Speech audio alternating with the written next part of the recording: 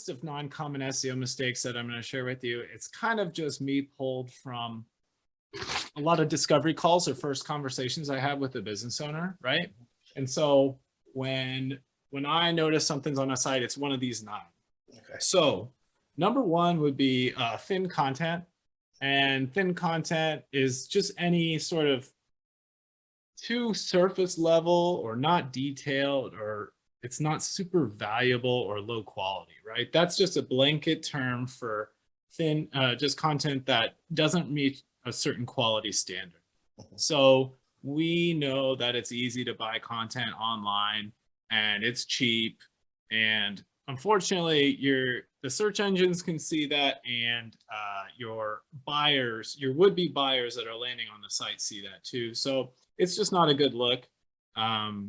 Google would like to see that you flesh out your ideas and you fully develop your ideas and you post high quality content.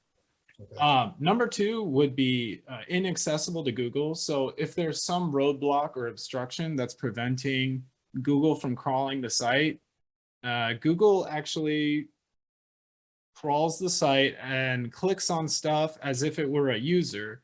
And if there's a reason why the Google bot can't get access to the main site or your site content, then it can't be crawled, therefore it can't be indexed, therefore it can't show up in Google. Okay. So you want to give your most valuable content kind of like fast access and link to it frequently and make sure it's accessible to the Google bots. A third issue that I see is people are not tracking the site traffic or conversions in Google Analytics. So Google Analytics allows you to track how many people land on your site. And with some configuration, you can track things like phone calls and contact forms, quote requests, all kinds of crazy stuff. But you basically want to make sure that the most valuable interactions are being tracked on your site and that they're being tracked in Google Analytics so you can report on that. So without any reporting, you're just kind of in the dark, and that's not good for a business. You don't want to make marketing decisions on guesswork. A common mistake that I see is 404 pages, and basically I call a pothole in the road of your site, right? Driving over a pothole is not fun, and it actually creates bumps for the user experience on your site as well. So you want to make sure that if there's any pages that have maybe changed places or older event stuff that's getting retired, make sure that the 404 isn't showing up or isn't linked, say, in the main header anymore, because you don't want to have any sort of gaps in your user experience. Okay.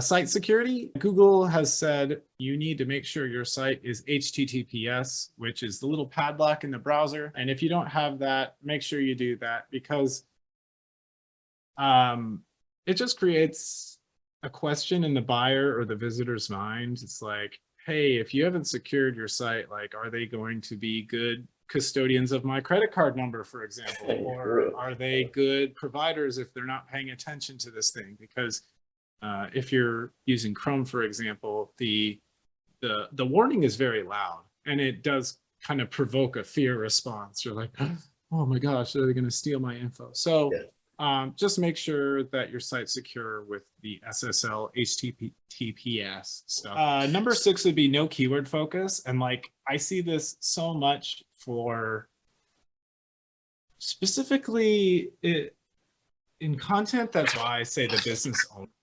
The business owner thinks about things one way, but you need to write your content with a keyword in mind.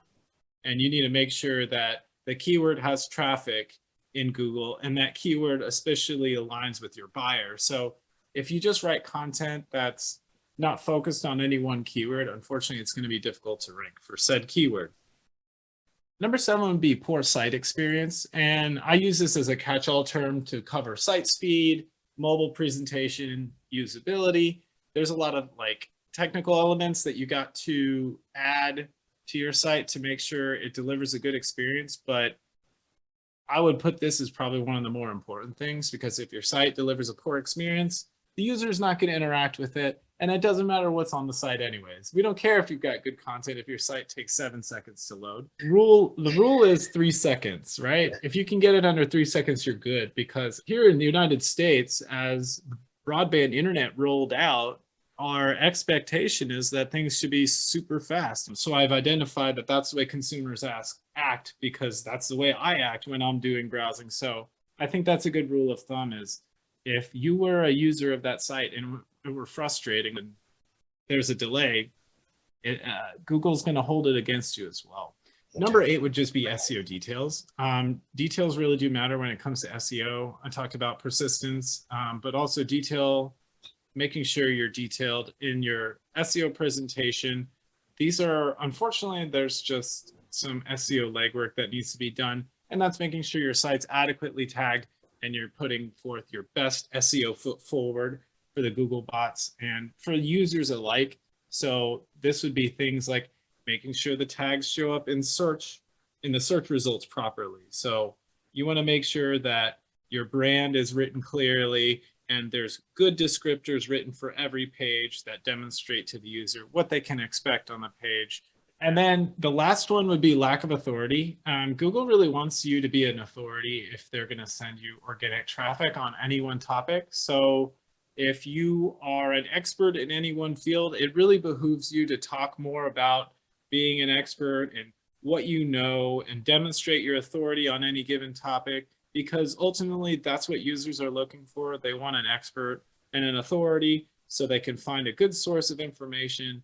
And there's nothing wrong with talking about what you know, especially if you're reaching out to your buyer audience, right? So it's kind of twofold. You're creating an authoritative profile where you're talking about things that matter to your customer. And if they're so interested, they can learn more by getting in contact. That's kind of the story. And you really are not going to rank for sort of deep.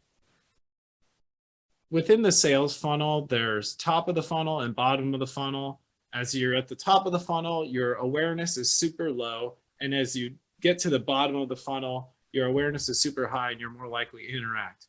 What I'm trying to say is this authority allows you to reach people at any part of the buyer journey and cement the fact that you're an authority and you likely are a good source for that service. But casting a broad net as far as content is a great way to build authority, fill out your website.